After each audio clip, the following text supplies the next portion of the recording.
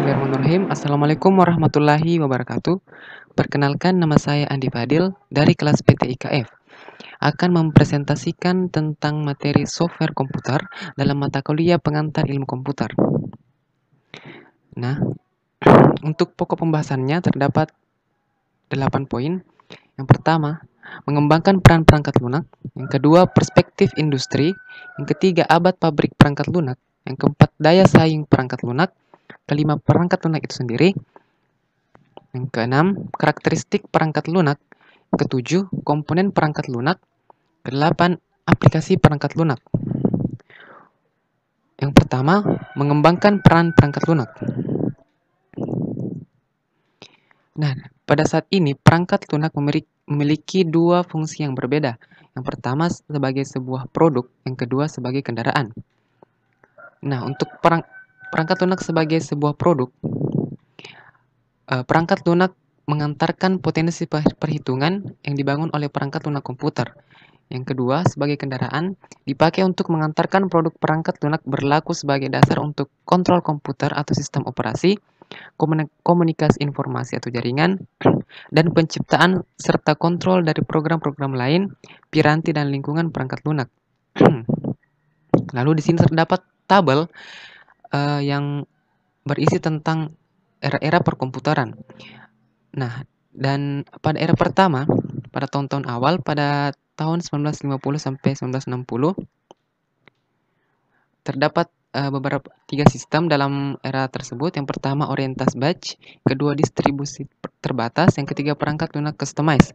Lalu pada era kedua, tahun 1970, yang pertama multi-user, kedua real-time, yang ketiga database, lalu perangkat lunak produk.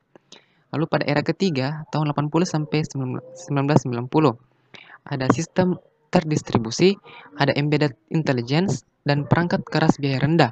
Lalu pada era keempat, tahun 2000-an, di sistem pertama ada sistem desktop bertenaga kuat, lalu ada teknologi berorientasi objek, lalu ada sistem pakar jaringan, yang keempat ada jaringan syaraf tiruan, kelima komputasi paralel dan komputer jaringan. Selanjutnya untuk perspektif industri. Perspektif industri tentang software merupakan suatu disiplin rekayasa yang berkonsentrasi terhadap seluruh aspek produksi perangkat lunak.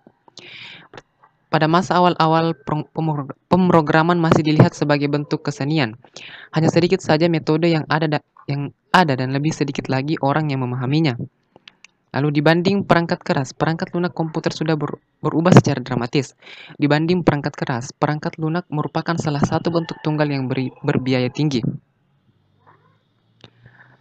Selanjutnya, abad pabrik perangkat lunak.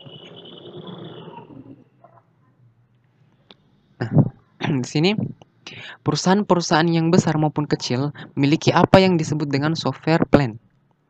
Ada ribuan aplikasi berbasis perangkat lunak dengan kondisi kritis yang sangat diperbaharui. Contohnya saja yang pertama untuk aplikasi sistem informasi yang ditulis 20 tahun lalu yang mengalami 40 generasi perubahan dan sekarang tidak mungkin lagi dilakukan upaya pembaruan. Bahkan modifikasi yang paling sederhana sekalipun sudah akan membuat perangkat lunak tersebut gagal beroperasi. Lalu aplikasi pengembangan yang dipakai untuk memproduksi desain data telah kritis dan karena cara pemeliharaan serta usia yang sudah tua membuat tidak ada orang yang mengetahui struktur internalnya. Lalu yang terakhir, embedded system, di mana dipakai untuk mengontrol sumber tenaga, rambu udara, dan perusahaan besar. Di antara ribuan macam aplikasi yang sangat aneh, serta kadang-kadang mempunyai kelakuan yang tidak dapat dijelaskan, tetapi tidak dapat dibawa keluar untuk diperbaiki, karena tidak ada lagi yang dapat menggantikan posisinya. Selanjutnya, daya saing perangkat lunak.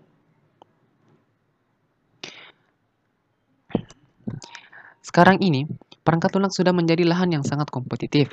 Perangkat lunak yang dulu dibangun secara internal di dalam komputer, sekarang sudah dapat diproduksi secara terpisah. Selanjutnya, pembahasan selanjutnya yaitu perangkat lunak dan memiliki penyebaran sebagai berikut. Perangkat lunak, gambaran tentang perangkat lunak di dalam sebuah teks mungkin mengambil bentuk-bentuk sebagai berikut. Yang pertama, perintah atau program komputer yang bila dieksekusi memberikan fungsi dan unjuk kerja seperti yang diinginkan. Kedua, struktur data yang memungkinkan program memanipulasi informasi secara proporsional. Ketiga, dokumen yang menggambarkan operasi dan kegunaan program. Selanjutnya, karakteristik perangkat lunak. Yang pertama, perangkat lunak dibangun dan dikembangkan tidak dibuat dalam bentuk yang klasik atau fabrikasi. Kedua, perangkat lunak tidak rentan terhadap pengaruh lingkungan yang merusak yang menyebabkan perangkat keras menjadi usang. Ketiga, sebagian besar perangkat lunak dibuat secara custom built serta tidak dapat dirakit dari komponen yang sudah ada. Selanjutnya, komponen perangkat lunak. Di sini, komponen perangkat lunak, dalam pembahasan komponen perangkat lunak memiliki macam-macam bahasa, macam-macam istilah yang merujuk tentang ciri-ciri dari komponen perangkat lunak ini. Yang pertama, reusability. Merupakan suatu ciri penting dari komponen perangkat lunak kualitas tinggi. Sebuah komponen perangkat lunak harus didesain dan diimplementasikan sehingga dapat dipakai lagi pada berbagai program yang berbeda. Lalu ada bahasa tingkat mesin. Merupakan perwakilan simbolik dari serangkaian instruksi CPU. Bila program tidak dirancang dengan baik dan hanya memiliki sedikit dokumentasi, maka bahasa tingkat mesin akan menjadi sebuah mimpi buruk.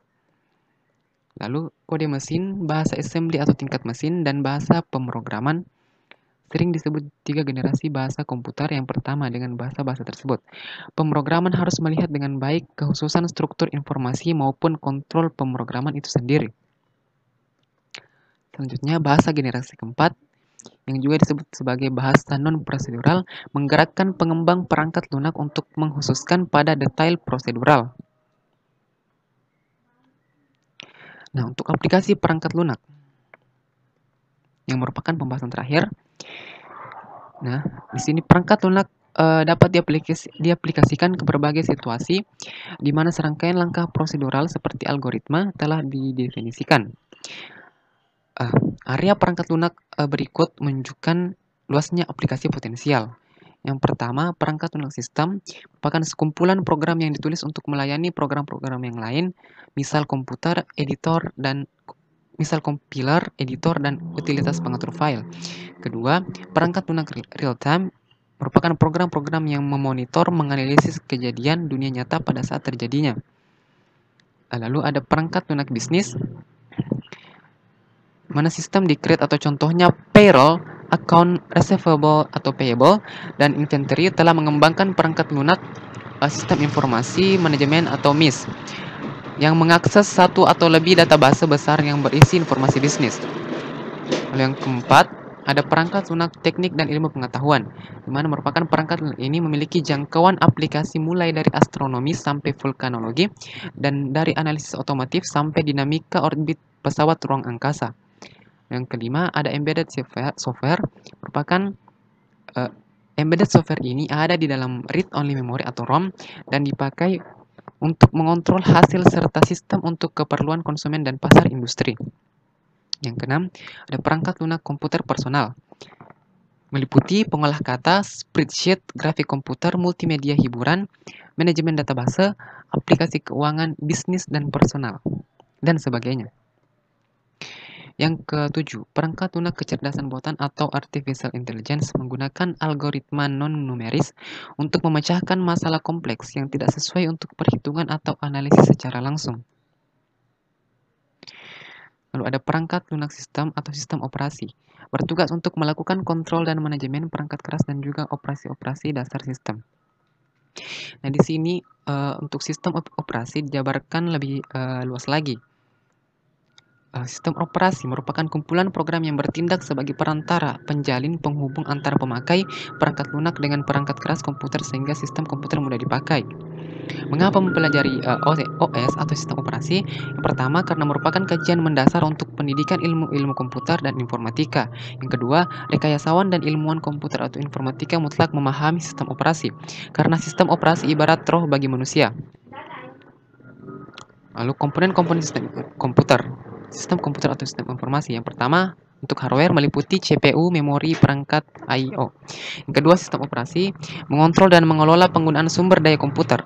Ketiga, program aplikasi meliputi komputer, database sistem, bisnis program, games, dan lain-lain.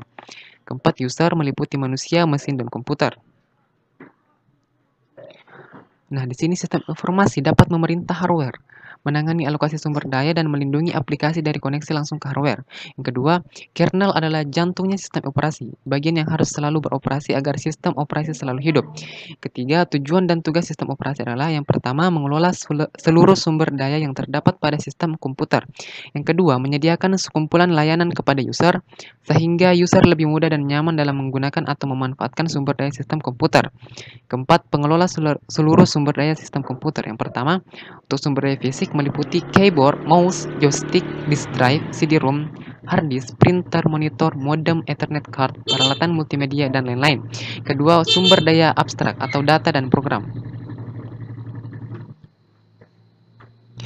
Lalu, berdasarkan banyaknya sumber daya yang dikelola sistem operasi, yang pertama, sangat sulit bagi programmer untuk membuat program pada sumber daya tersebut.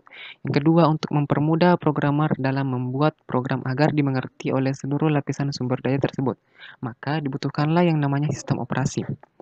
Lalu, komponen-komponen utama sistem operasi. Yang pertama, manajemen proses. Yang kedua, manajemen memori.